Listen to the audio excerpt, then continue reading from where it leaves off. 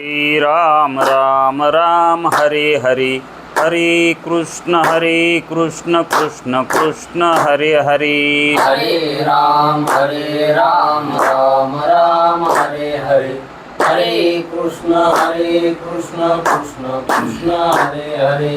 हरे राम राम राम हरे हरे, हरे कृष्ण कृष्ण कृष्ण हरे हरे। हरे राम राम राम हरे हरे, हरे कृष्ण कृष्ण कृष्ण हरे हरे।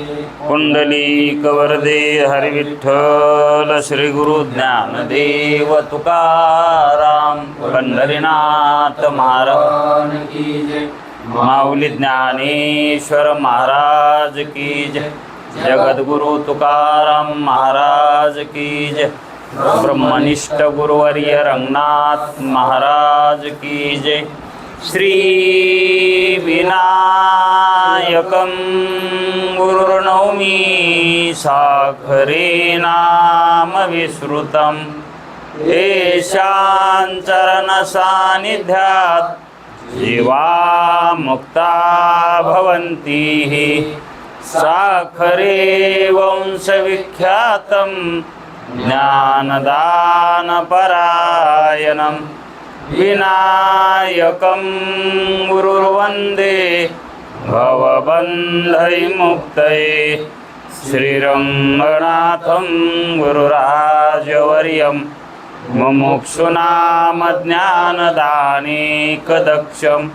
प्रभावती क्षेत्रनिवासिनं नमामि वेदान्तविदां वरिष्ठं। कुण्डली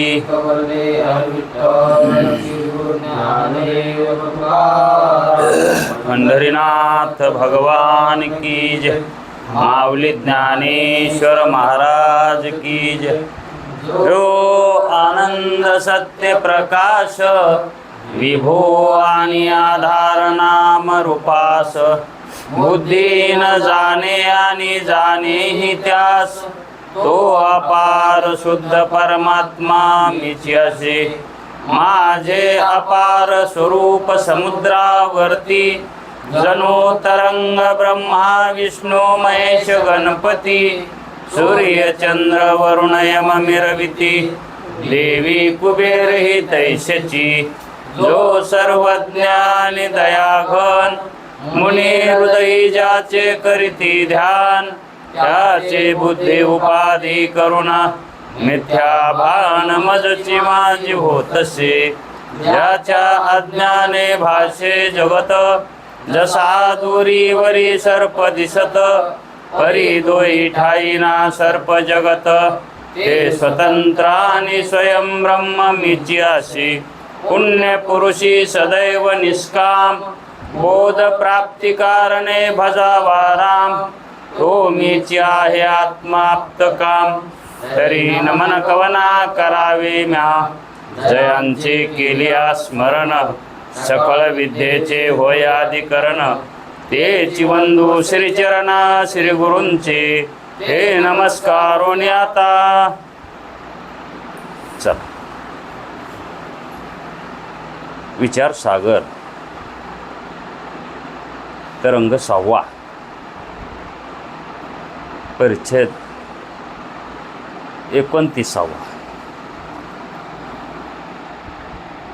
28 परिच्छेदाचं समाधान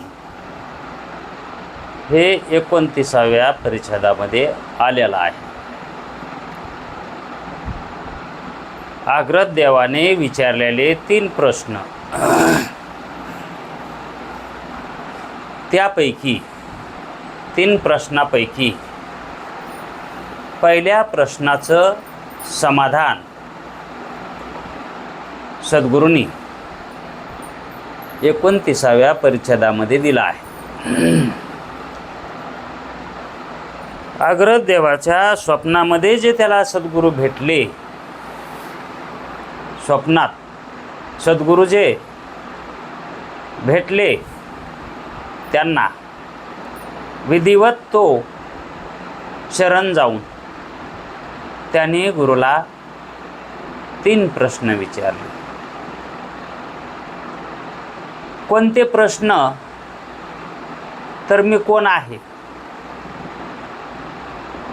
आणि हे जगत कुठून आलं आहे, म्हणजे जगताचा कर्ता कोण, कुठून आलं याचा काय उत्तर आहे, म्हणजे कसा प्रश्न आहे तो, जगताचा कर्ता कोण. त्याच्यामध्ये जगताचा कोण जर कर्ता कोण आहे हे जर पाहायला गेलं तर जगत कुठून आलं हे कळत आहे, म्हणून तसा प्रश्न केला आहे. आणि जो मोक्ष आहे, मुक्ती आहे, त्या मुक्तीला कारण ज्ञान कर्म का ज्ञान उपासना का दोन्हीही, म्हणजेच कर्म उपासना. म्हणजेच कोण्या साधनाने मुक्ती प्राप्त होते. मुक्ती प्राप्त होण्यासाठी, मुक्तता प्राप्त होण्यासाठी जे काय करावं लागतं ते म्हणजे त्या मुक्तीला येणारं आडवं येणारं. काय आडवं यायले मुक्तीसाठी, तर हा दिसणारा प्रपंच. कारण तोच आपल्याला सत्य वाटतो की नाही. आणि प्रपंचरूपी हे जे जगत आहे, हे जगत कोठून आलं आहे याचा जर आपण तपशील पाहिला, मागोसा पाहिला, त्याच्यावरून ठरतं की हे दिसणारा प्रपंच संसार हा काय आहे,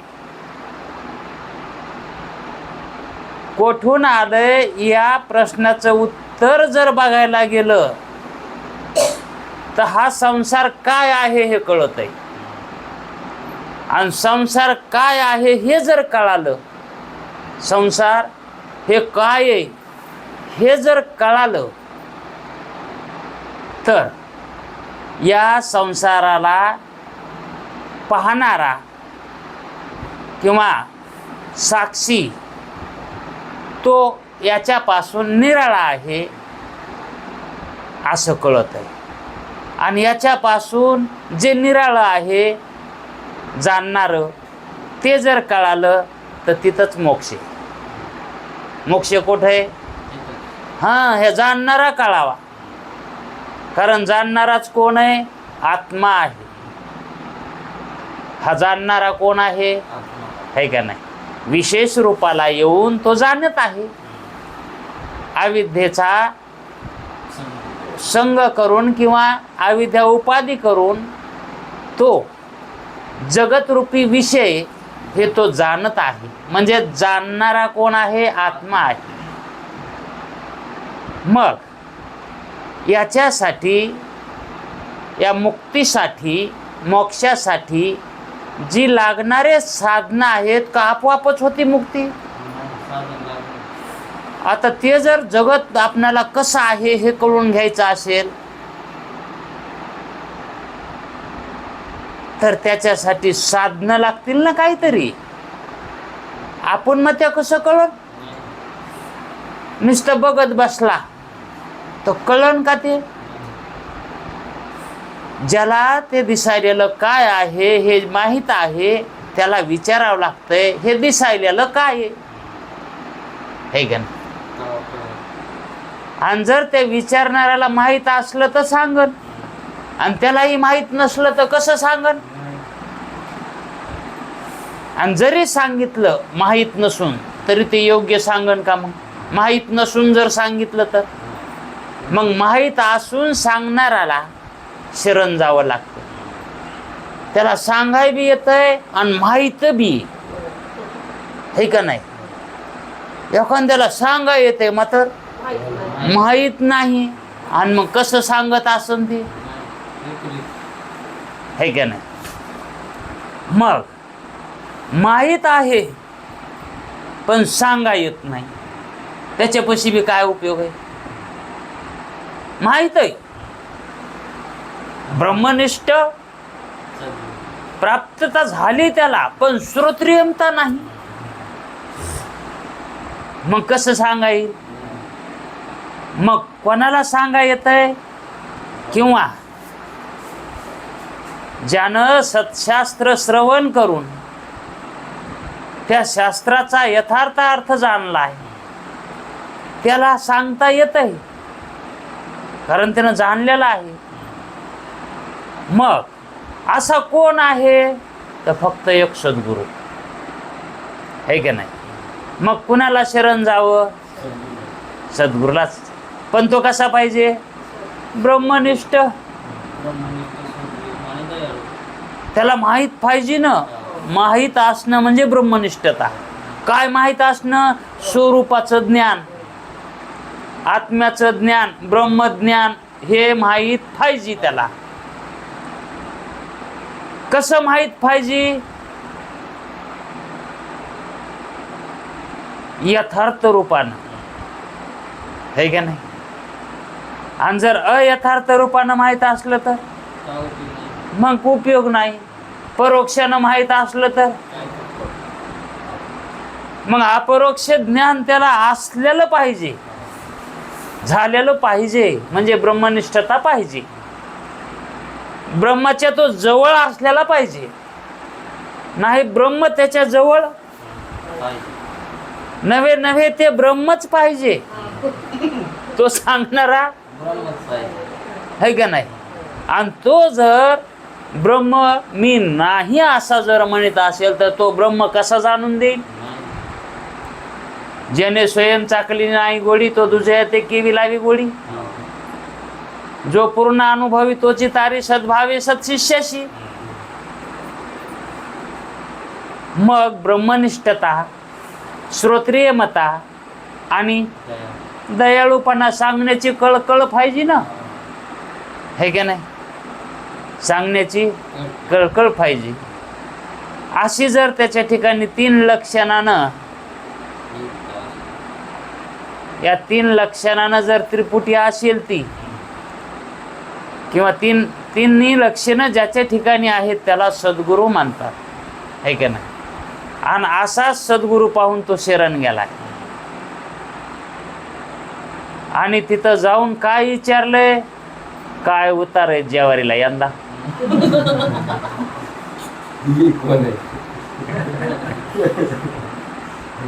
आवरली का सुगी?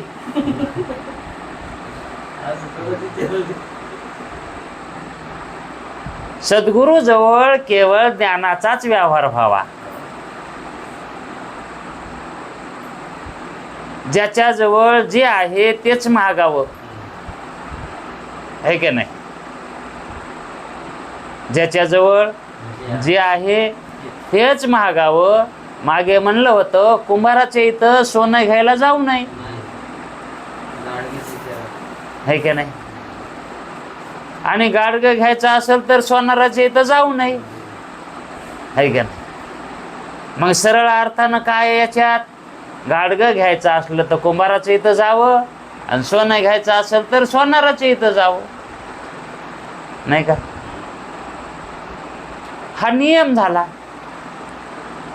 मग ज्याच्या जवळ जे आहे ते जर घ्यायचं असेल तर त्याच्यापाशीच जावं लागतं, दुसरीकडे जाऊन. अन्य ठिकाणी ते नसतंच, अन्य ठिकाणी ते नसतं. म्हणून आग्रहदेव स्वप्नामध्ये श्रोत्रियम, ब्रह्मनिष्ठ आणि दयाळू अशा लक्षणानं युक्त असणारे सद्गुरू त्याला शरण गेला. आणि शरण जाऊन त्यांनी, आग्रहदेवांनी 3 प्रश्न केले. पहिला प्रश्न, मी कोण आहे? हे एकाच प्रश्नाचं उत्तर आपणाला मिळण्यासाठी बरेच दिवस लागतील. आणि आता हा एकच प्रश्न आपल्याला अगोदर पाहायचा आहे. ग्रंथकाराने सुद्धा तशीच सोय केलेली आहे.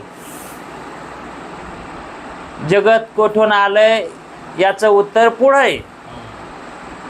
आता सुरुवातीला त्याच्या पहिल्या प्रश्नाचं उत्तर द्यावं लागेल ना.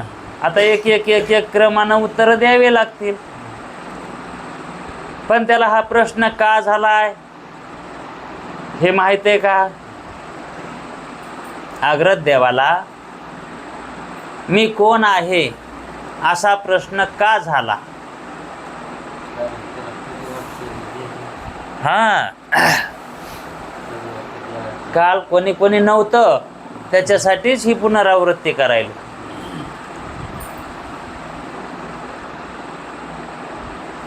तो काय म्हणतो की मी कोण आहे असा प्रश्न करतो. पण असा मी प्रश्न का करतो याचं उत्तर सांगतो. प्रश्नाचं उत्तर नाही, प्रश्न का मला असा झाला आहे याचं कारण सांगतो. याचाच अर्थ शास्त्र इतकं सूक्ष्म असतं की ज्यावेळेस आपण प्रश्न करतो का त्यावेळेस त्या प्रश्नाचं कारण माहीत असावं लागतं प्रश्नकर्त्याला. असं तुम्ही का विचारायलात असं जर म्हणले गुरुजी तर मग काय म्हणावं? जर कारण माहीत नसलं तर काय नाही, उगच म्हणायला. हा, सांगायचं असलं तर सांगा, नाही तर नका सांगू. कारण प्रश्न विचारतो पण त्याचं कारणही सांगतो. मला असा प्रश्न का पडला? तर मग तो म्हणतो मी देहरूप आहे किंवा या देहाहून निराळा आहे. असा ज्यावेळेस मला संशय आला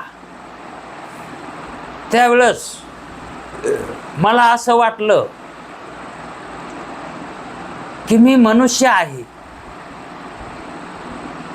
एखाद्या वेळी मला असंही वाटतंय मी मनुष्य आहे आणि तसं जर म्हणलं मी मनुष्य आहे म्हणलं तर मग मी देहरूपच व्हायलो ना गुरुजी. मी देहरूपच आहे मनुष्य म्हणल्यावर. मनुष्य कोणाला म्हणते तर देहवानाला, आहे का नाही? देहवानाला मनुष्य म्हणतात. आणि जर तो मनुष्य मी देह म्हणू लागला तर तो देहवान मनुष्य झाला, आहे का नाही? पण मला कधी कधी असंही वाटतंय गुरुजी, म्हणजे मी मनुष्य आहे असं कधी कधी वाटतंय, पण कधी कधी असं वाटतंय देह माझा बी आहे वाटतं. मग आता याच्यातलं मी देह आहे का देह माझा आहे? कारण कधी कधी असं वाटतंय मी देहवान मनुष्य आहे आणि कधी कधी वाटतंय हा देह माझा आहे. मग हा देह माझा आहे म्हटल्यावर मी त्या देहापासून वेगळा आहे. सहजच निघत आहे त्या उत्तर त्याचं, आहे का नाही? मग मी जर देहापासून वेगळा आहे मग कर्ता आहे का भोक्ता आहे?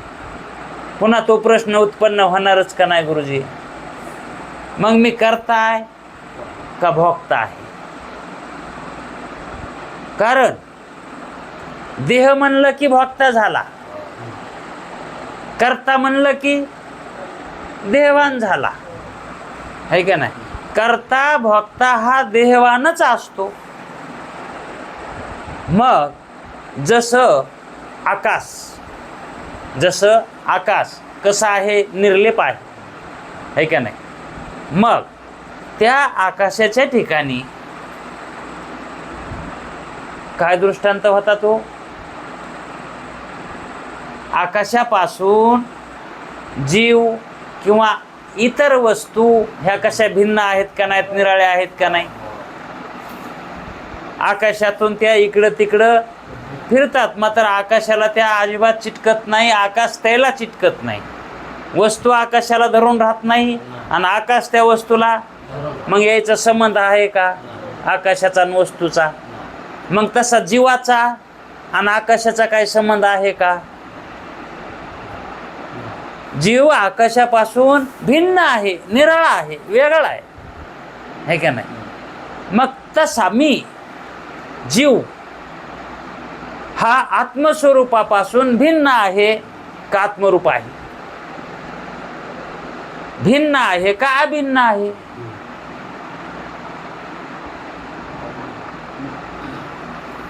मग मी कर्ता आहे का अकर्ता आहे? जर अभिन्न म्हणावं तर मी कर्ता होऊ शकणार नाही, कारण तुम्ही म्हणता की आत्मा अकर्ता आहे. जर आत्म्याच्या अभिन्न जर मानला तर मी अकर्ता होईल, आणि कर्ता मानलं तर मी आत्मा नाही. कर्ता मानलं तर मी आत्मा नाही, असं होईल का नाही? मग अशी त्याची अकर्ता असलो तर सर्व शरीरामध्ये एक आहे का नाना आहे सर्व शरीरामध्ये?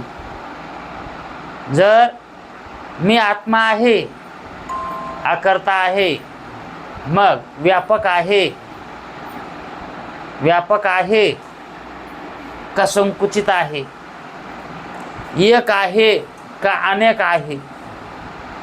आणि जर अकर्ता मी जर असलो तर शरीरामध्ये एक आहे किंवा अनेक आहे? असा या पहिल्या प्रश्नाचा त्याचा सारांश आहे. एका प्रश्नामध्ये इतके प्रश्न उत्पन्न झाले, ते एकाच प्रश्नामध्ये मी कोण आहे याच्यामध्ये. मीची ज्या वेळेस आपण वास्तविकता पाहायला गेलो तर केवळ मी कोण आहे हे कळण्यासाठी किती पाहावं लागतंय, म्हणजे तेव्हा खरा मी कळतो. खरा कळण्यासाठी बरं का. आणि मग कसं तरी कळण्यासाठी इतके प्रश्न घ्यायची काही गरज नाही. म्हणजे एका प्रश्नाचे उपप्रश्न किती? इथं एका प्रश्नाला सुद्धा काय असतंय? प्रश्नाला सुद्धा प्रश्न असतो आणि उत्तराला सुद्धा, है का नाही? आपल्याला वाटतंय प्रश्नालाच उत्तर असतं. इथं प्रश्नाला उपप्रश्न लागलेत, है का नाही? आणि तो उपप्रश्न देऊन मुख्य प्रश्न विचारतोय, त्याचं उत्तर पाहिजे त्याला. मग एकदाच 3 प्रश्न विचारलेत. प्रश्न किती एकदाच विचारलेत? 3 विचारलेत. मग त्याचं उत्तर एकदाच देता येईल का? मग क्रमाक्रमानं द्यावं लागेल. मग पहिल्या प्रश्नाचं उत्तर गुरुजी म्हणले तुला देतो. काय आहे तुझा पहिला प्रश्न? मी कोण आहे, हे का नाही? मग मी कोण आहे या प्रश्नाच्या उत्तराला आरंभ झालाय, आणि शेवट कधी होईल हे नंतर बघू. आता शेवट त्याचा, ह्या उत्तराचा शेवट, आता उत्तर चालू झालंय. गुरुजी बोलतात मी कोण आहे या प्रश्नाच्या उत्तरास आरंभ. श्री गुरु काय म्हणतात पहा. प्रथम प्रश्नाचे उत्तर हे आहे की तू सच्चिदानंद ब्रह्मरूप आहेस. मी कोण आहे याचं उत्तर संपलं. इतकंच उत्तर आहे खरं त्याचं. पण हे उत्तर कळावं ना, ते उत्तर आता त्या उत्तराचं उत्तर द्यायचंय, म्हणजे ते उत्तर समजून सांगायचंय.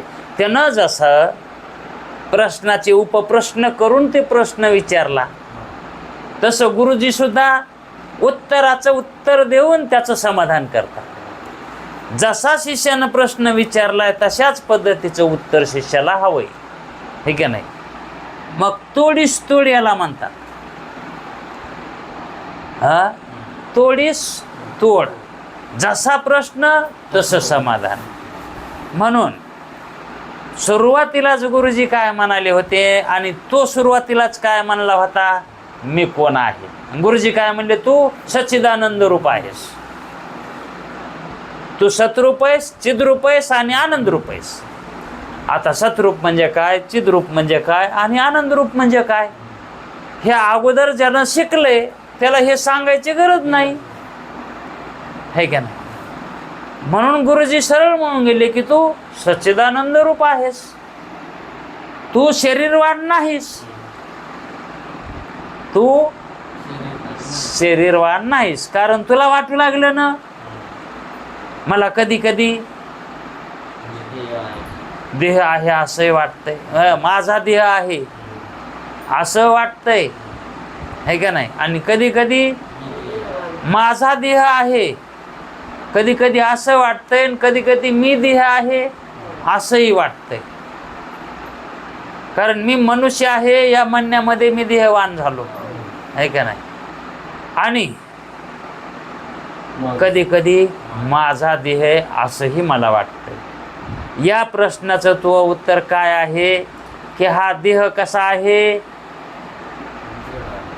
जड आहे. जडाचं काय लक्षण आहे, असतरूप आहे, सतरूप नाही. सतरूप काय आहे, तू आहेस, तू सतरूप तू आहेस, आणि देह जड रूप आहे, है का नाही. असतरूप आहे आणि जड रूपी हे आहे. देह कसा आहे, जड रूप आहे, आणि तू चिद्रूप आहेस, तू चेतन आहेस, आणि देह कसा आहे, जड आहे. आणि देह दुःखरूप आहे, आणि तू कसा आहेस. आली का नाही दोघांमध्ये भिन्नता. मग तू देह आहेस का.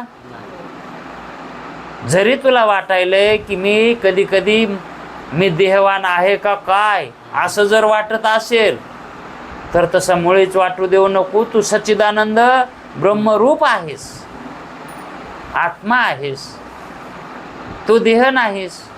कारण देहाचं लक्षण भिन्न आहे आणि तुझं लक्षण भिन्न आहे.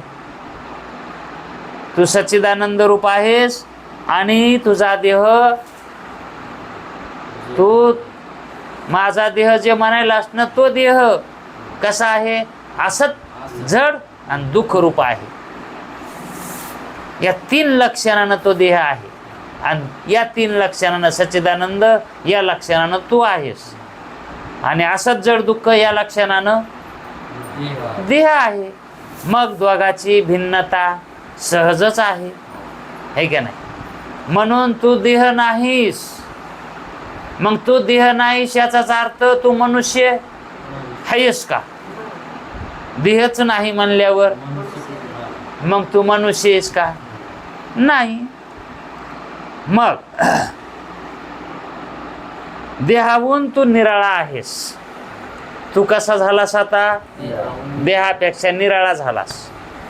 म्हणून कर्ता भोक्ता तू आहेस का. कर्ता भोक्ता, आता तू देहवानच नाहीस, आणि कर्म कशाने करतात, है का नाही. आणि भोगतात तरी कशाने विषय. आणि तू जर देह नसल्यास मग कर्ता भोक्ता तू आहेस का. मग ज्याच्या ठिकाणी सुखदुःख होतात ते सुखदुःख निवृत्ती करता, ज्याला सुखे दुःखे होतात आणि ते सुखदुःखे निवृत्ती करता आणि सुखाच्या प्राप्ती करता, सुखदुःखाच्या निवृत्ती करता आणि सुखाच्या प्राप्ती करता काही क्रिया करतो. जो कोणी करतो दुःख निवृत्ती आणि सुखप्राप्ती याच्यासाठी जो काही क्रिया करतो, तो कर्ता असतो.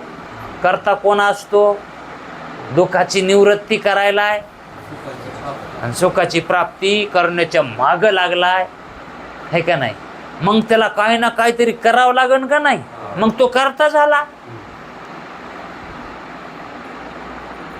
मग ज्याला मी दुःखरूप आहे आणि मला सुखरूप व्हायचंय अशी ज्याला इच्छा झाली तो कोण आहे? है का? तो करता भोगता झाला. आणि तुझ्या ठिकाणी ते दुःख नाही. तू कसा आहेस? देहाहून निराळा आहेस.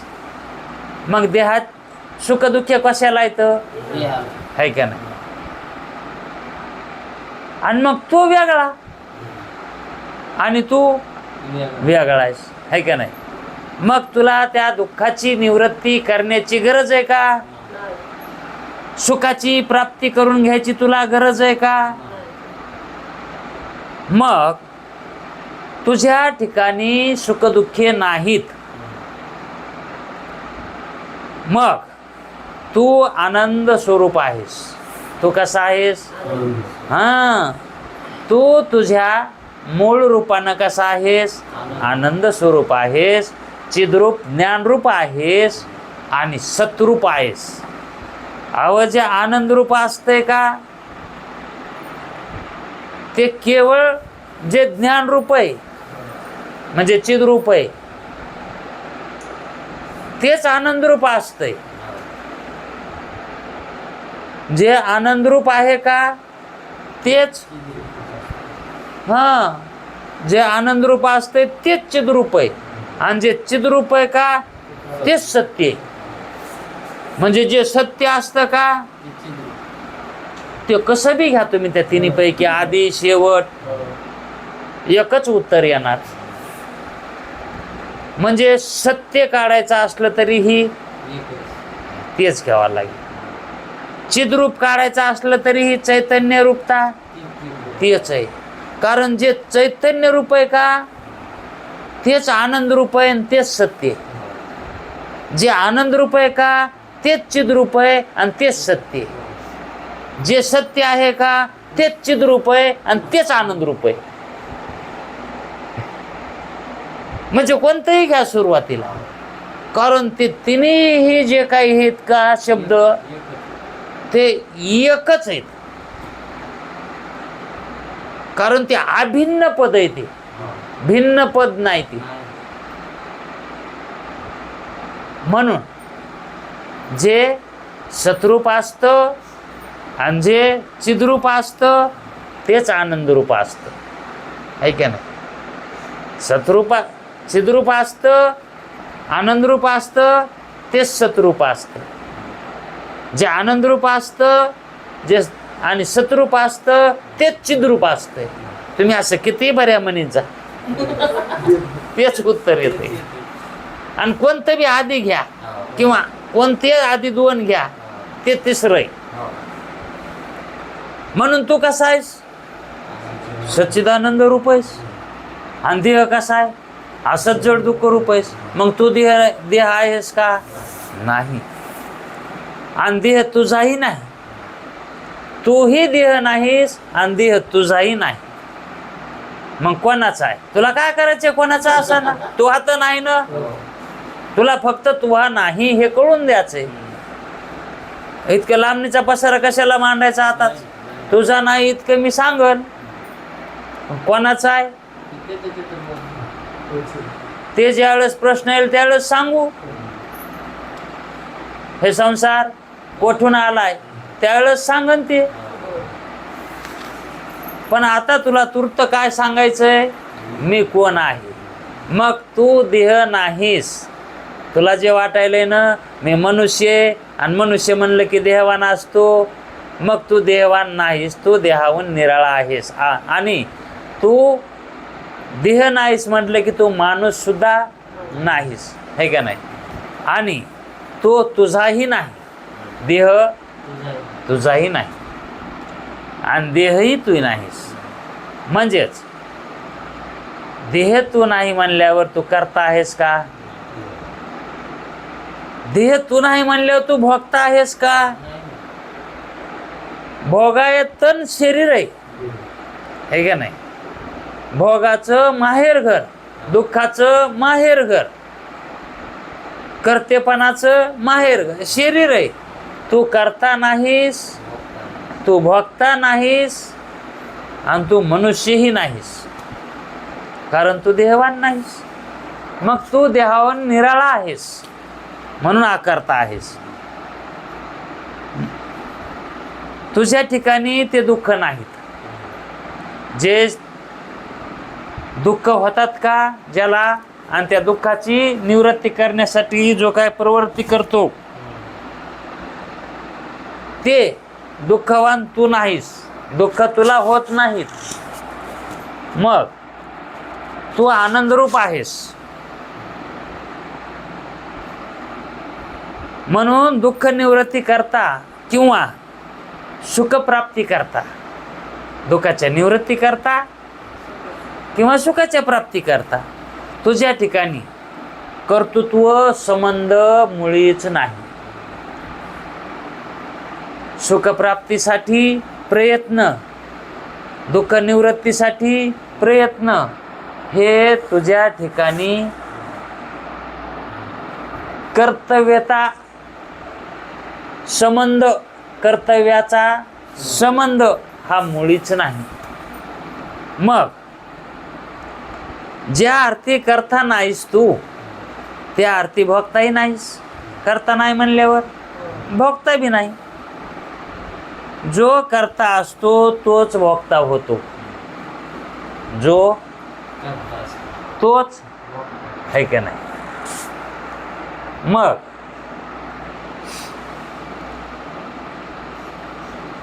पुण्य पापजनक,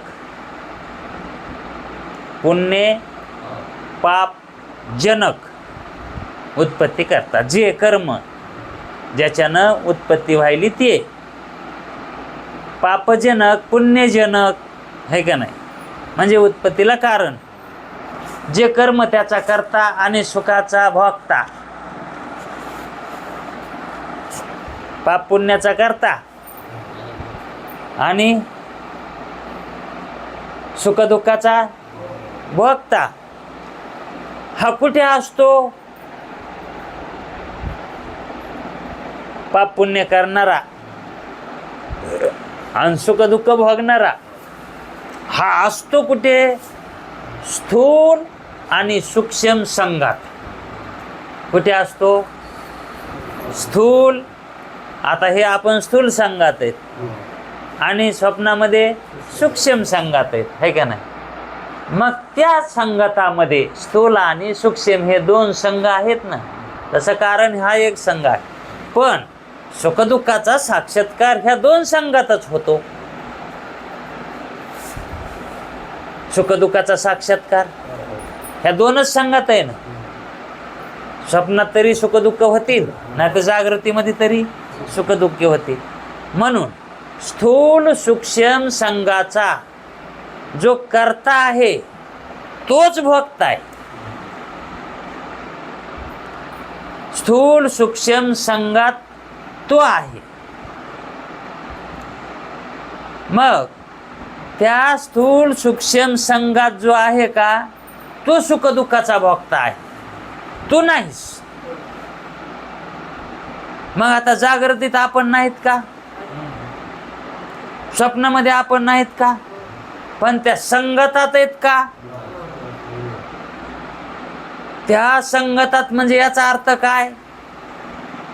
आता हे संघ आहे, देह हा काय आहे, हा संगत आहे. आता याच्यामध्ये 25 तत्व आहेत, हा संघ आहे त्याचा. देह किती संघानं म्हणजे 25 तत्वाचा. हा म्हणजे आपण पंचकरणात जेवढं देहाविषयी जितकं सांगितलंय तो संघ झाला, है का नाही.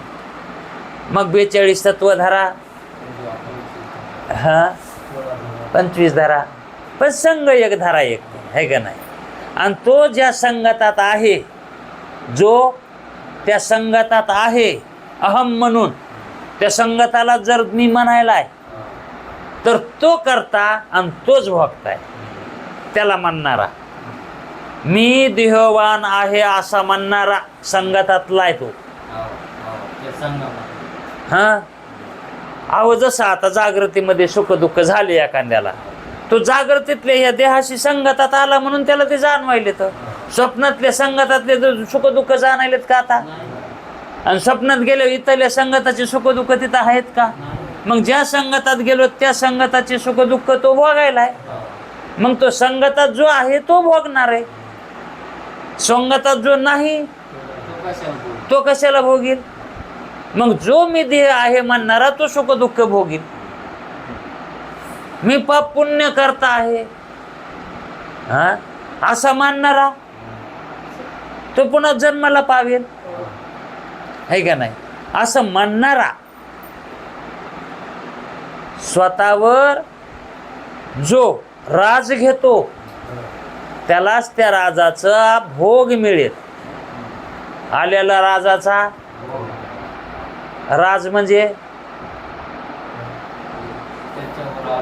हा राज. त्या राजाचा अर्थ सांगता येईल का? राज कशाला म्हणतात? हा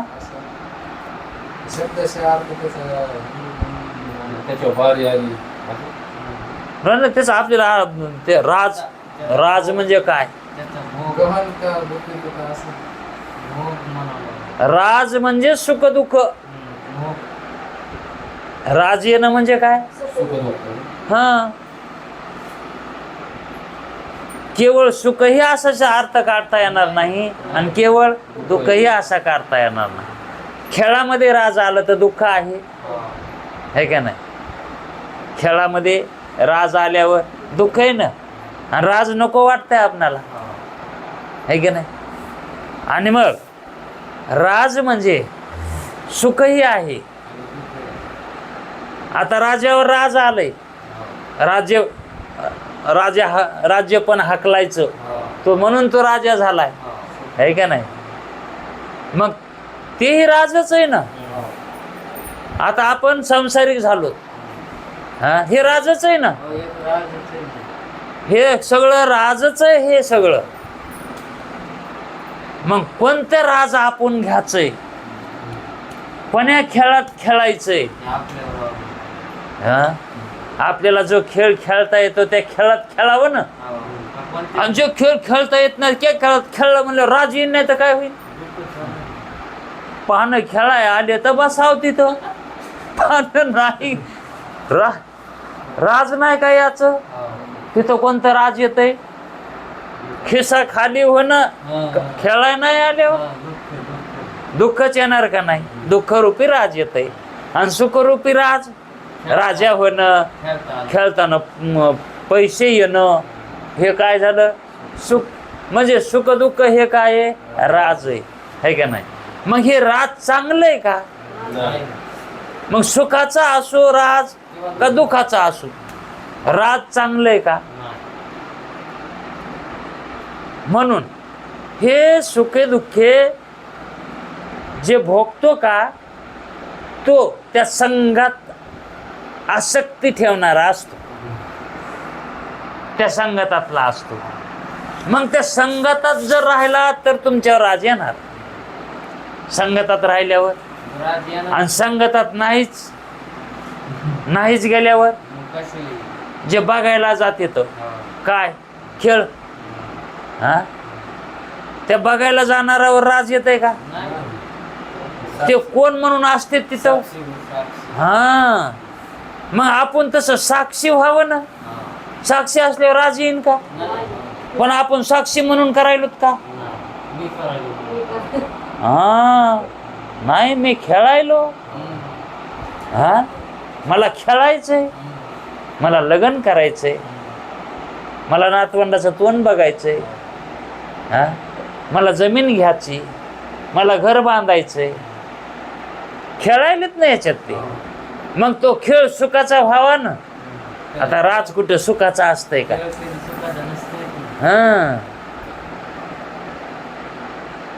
हा खेळ कोणी खेळावा? खेळ कोणी खेळावा? खेळ खेळला बऱ्याच जणांना खेळला.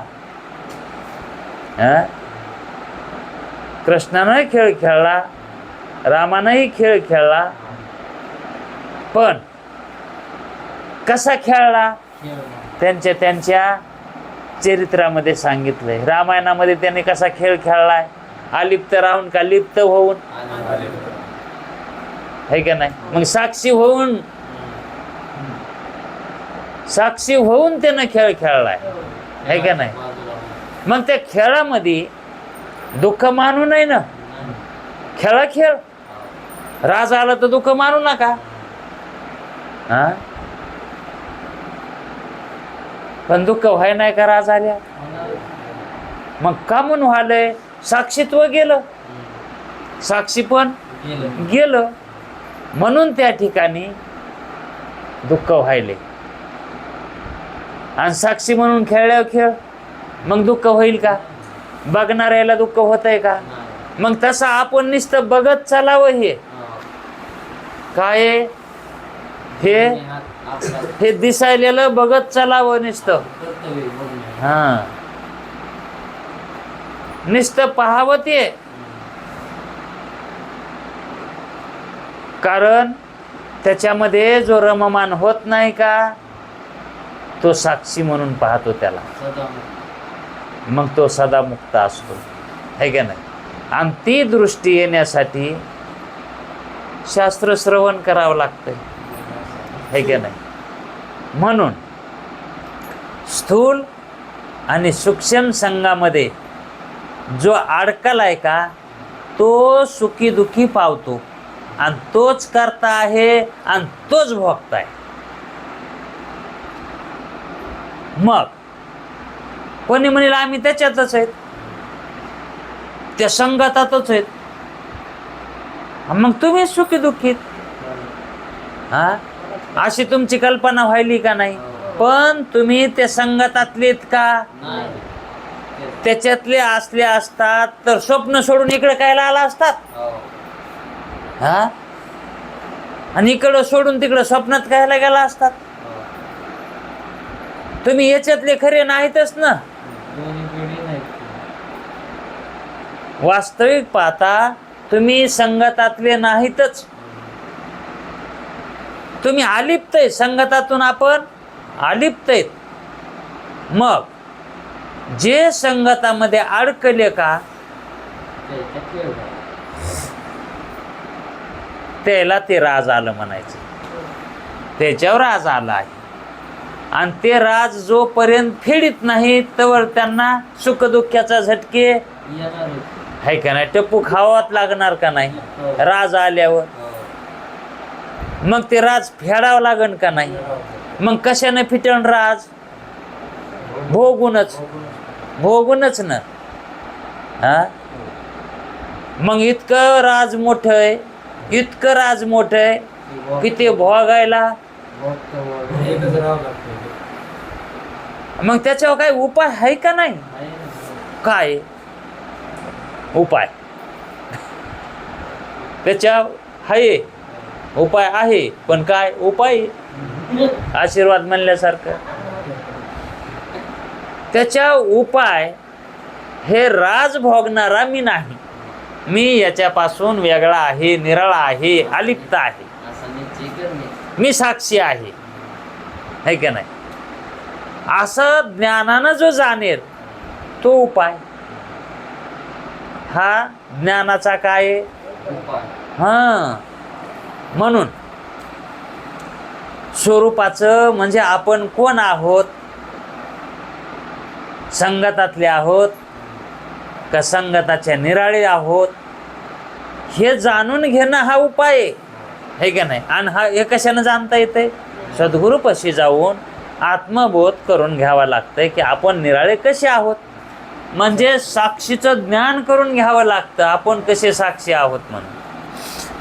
मग स्थूल सूक्ष्म संघात तू नाहीस,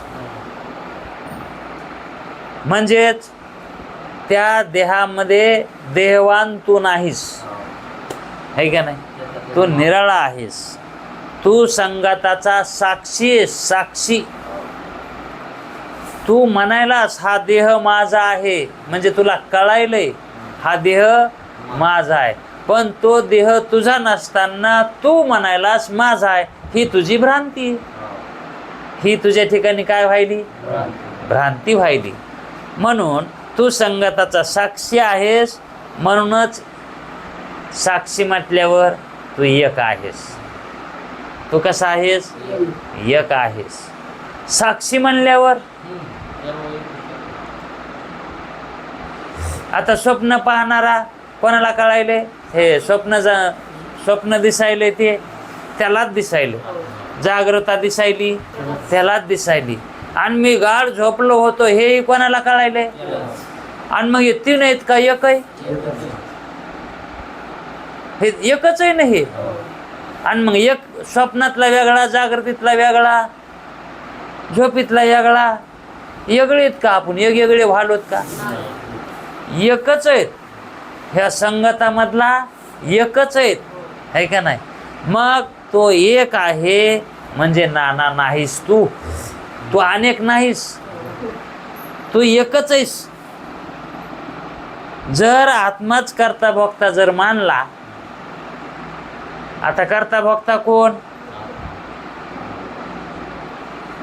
खरा करता भोगता कोण सांगितलाय? त्या संगतातला जो अहम अध्यासामध्ये बुडालेला आहे, मम अध्यासात बुडालेला आहे, तो आहे का नाही? ज्याच्यावर राज आलंय तो करता भोगता आहे ना. आणि जो त्याच्यात अडकलेला नाही, हा, जे फाश्यात पडलेत है का नाही, त्याचीच कंदुरी होणार ना. आणि जे उडून गेले ते मुक्त आहेत, है का नाही? मग फाश्यात जो आहे का पडल्याला, त्याच्या ठिकाणी दुःख आहे. आणि जे उडून गेला आहे का, त्याला दुःखाची काहीच गरज पडत नाही. म्हणजेच संघातामध्ये जो असतो अडकलेला त्या फाश्यात, तो सुखी दुखी होतो, है का नाही? आणि म्हणून ही जी देहाची स्थूल सूक्ष्म हे जे देह आहेत, या संघातात तू एक आहेस, नाना नाहीस, म्हणजे वेगवेगळा नाहीस. जर आत्माच करता मानला, जर समजा आत्मा जर करता मानला आपण, तर काय होईल? आत्माच जर करता आहे आणि भोगताही आहे असं जर मानलं, तरच त्याच्या ठिकाणी नानात्व अनेकत्व येईल. मग आत्मा करता आहे का? म्हणून अगोदरच काय म्हणलेत? तू आत्मा आहेस, साक्षी आहेस, आधीच म्हणले ना. म्हणजेच अगोदरच सांगितलं की तुझा त्याच्यात काही संबंध नाही. तू साक्षी रूपानं आहेस, म्हणजे आत्मरूप आहे, कुटस्थ रूप आहेस. तू कसा आहेस? कुटस्थ. आत्मा आणि साक्षी हे एकच आहेत, नावं भिन्न आहेत, है का नाही? साक्षी हमेशा वेगळा असतो, आत्मा हमेशा वेगळाच असतो, है का नाही? हे कसे तत्व आहेत? हा, निराळे तत्व आहेत हे संगताचे. संगताचा आणि त्यांचा काही संबंध नाही अर्थार्थी. मग जर आत्मा करता भोगता जर मानला, तर काय होईल? मग त्याच्या ठिकाणी अनेकत्व येईल, नानात्व येईल, करता भोगता मानल्यावर, है का नाही? कारण हे का सांगायलो मी म्हणतात? कारण कोणी सुखी दुःखी आहेत, कोणी सुखी आहेत, कोणी दुःखी आहेत. मग आता आत्मा एक जर मानून तोच करता भोगता मानला, तर काय होईल? एकाला झालेलं दुःख सगळ्यालाच होईल. एकाला सुख झालं की, आणि एक मुक्त झाला की. आणि जर कोणी मुक्त होण्याचा प्रयत्न करीत असेल आणि बाकीचे बद्ध असतील, तर ते मुक्त होईल का? म्हणजे मुक्त होणाऱ्याला होता याचं नाही. कारण जगतामध्ये मुक्तही आहेत आणि बद्धही आहेत. मग कर्ता भोक्ता अनेक आहेत आणि आत्मा साक्षी एक आहे. करते भोगते अनेक आहेत, अंतकरण अनेक आहेत, पण आत्मा सर्वांच्या ठिकाणचा आहे का नाही? काही सर्व अंतकरण त्याच्यातच आहेत, पण त्याच्यात काहीच नाही ना. आत्मा कसा आहे? ब्रह्मरूप आहे. साक्षी कसा आहे? ब्रह्मरूप आहे. कुटस्थ कसं सांगितलंय? कुटस्थ चैतन्य ब्रह्मरूप चैतन्य, ब्रह्मचैतन्यच आहे का नाही? हे मुक्त चैतन्य येतं आहे का नाही? मग कुटस्थ ब्रह्मरूपच आहे, साक्षी ब्रह्मरूपच आहे. तर मग साक्षीला नानात्व दृष्टीनं पाहावं का? अनेकत्वानं पाहावं का? आणि जर अनेकत्वानं जर मानलं, आत्मा अनेक जर मानला, आत्मा अनेक आत्मे जर मानले, तर आत्मा व्यापक कसा होईल मग? है का नाही? आणि जर ते संकुचित झाला तर ते सत्य कसा होईल मग? आणि ते सत्य नाही झाला तर मग ते असत रूप नाही का व्हायचा? जड रूप नाही का व्हायचा? दुःख रूप नाही का व्हायचा? मग आत्मा तसा सांगायचा आहे का? जड रूप दुःख रूप? मग असं जड दुःख रूप काय सांगायचंय? देह सांगायचा आहे. आणि सच्चिदानंद रूप कोण आहे? आत्मा आहे. मग आत्म्याला सच्चिदानंद रूप ही पदवी द्यावी. मग या संघातून जो निराळा झालाय तो कोण? या संघातून स्थूल सूक्ष्म संघातून जो पार पाडला तो आत्मरूप झाला, आत्मवान झाला, तो साक्षी आहे का नाही? आणि साक्षी आत्मा हे कोण आहेत? ब्रह्मरूपच आहेत. मग तो ब्रह्मरूपच झाला, ब्रह्मरूपच होईल ना. मग जर आत्मा नाना मानला तर काय होईल? मी देह आहे, मी देहवान आहे असं वाटेल. मग हे नानात्व जे आपल्या बुद्धीमध्ये पिकायलंय,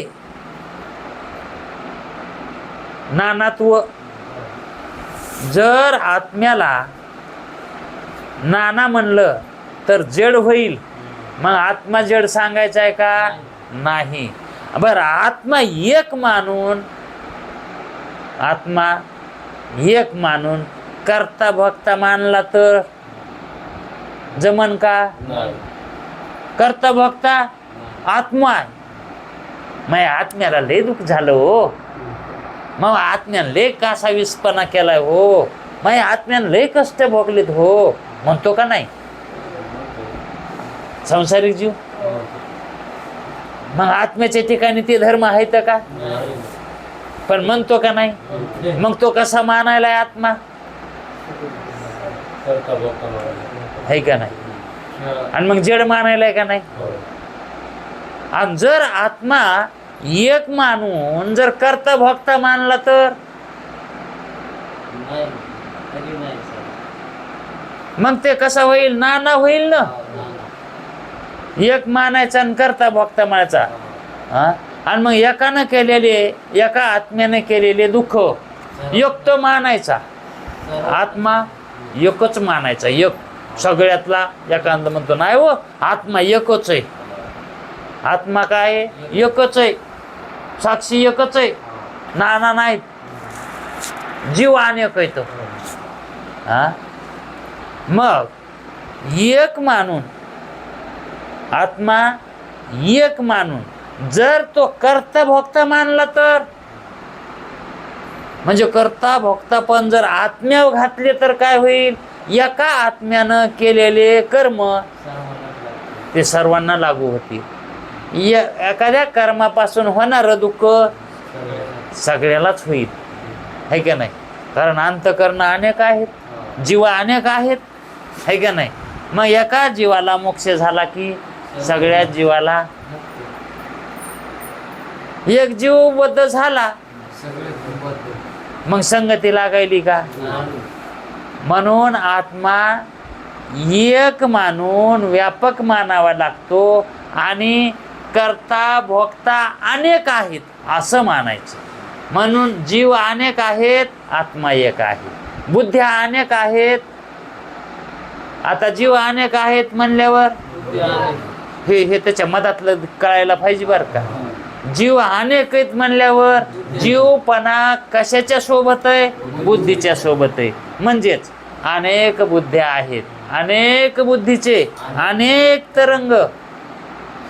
हे बुद्ध्या अनेक झाल्या म्हणून जीव अनेक झालेत, नाही तर जीव ही आत्मारूपच आहे, हे का नाही? म्हणून आत्मा एक आहे, आत्मा व्यापक आहे आणि आत्मा सच्चिदानंद रूप आहे आणि तेच आपलं स्वरूप खरं आहे. आणि हे जे आपल्याला वाटायले नाही मी या संघातला आहे त्या संघातला आहे, ही भ्रांती आहे, भ्रांती. वास्तविक आपला आणि याचा काही संबंध नाही. अंतःकरणानं आपणाला हे ज्ञान व्हालंय म्हणून याच्याकडं नुसतं बघत जावं. याच्याकडं जे करायचंय ते करायचं, जे काय नाही करायचं ते नाही करायचं. म्हणून जे आदराष्टात आहे ते करत राहायचं, है का नाही? हे आदरष्ट आहे, हे अंतःकरणाला आदरष्ट आहे. अंतःकरणच आदरष्ट आहे. ते त्याच्या जशी घुलती असेल तसं पाणी, तसं आहे त्या पाण्याला ते आदरष्ट आहे. जसा उतार असन जिकडं तिकडं त्याचं ते आदरष्ट म्हणायचं. झाडाचं पान तुटलं ते जिथं पडन तिथं तुटल्या तर काय खाली पडत नाही ना, ते जवळ वरी राहतं का पान, ते म्हणायचं त्याचा आदरष्ट आहे. सांगता येतं का कुठे पडन म्हणून? तसं आता आपल्याकडून काय कर्म होतील हे सांगता येतील का? उद्याच्याला उठून आपण काय करणार आहेत? आदरष्ट कर्म असणारे पुढचे उद्याचे काय येईल आदरष्ट काय सांगता येते का? मग हा भार कशाचा? आदरष्टाचा. तो आपल्या कशाला घ्यायचा? वाहू हा संसार का म्हणून म्हणले असते हे? असा विचार करून म्हणलेले ते नाही. आता संसारिक म्हणतात नाही सगळं आम्ही देवा सोडून दिले. कशाचं आलं म्हणायचंय नुसतं? देवा सोडून दिलं? देता येतं का देवा सोडून? देता आलं पाहिजे ना.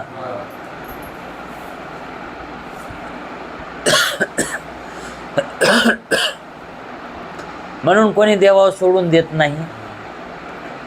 देवावर कोणी भार घालीत नाही. बिनकामाचा भार घालतेत, मात्र कामाचा भार कोणी घालीत नाही. करता भोक्ता मानला तर एकाच झालेले सुखदुःख सर्वात झाले पाहिजेत. आत्म्याला करता भोक्ता मानता येतं का? मग नाही. एक मानून या करता भोक्तेच नाना आहेत, भोक्ते नाना आहेत आणि आत्मा भोक्ता नाही म्हणून एक आहे.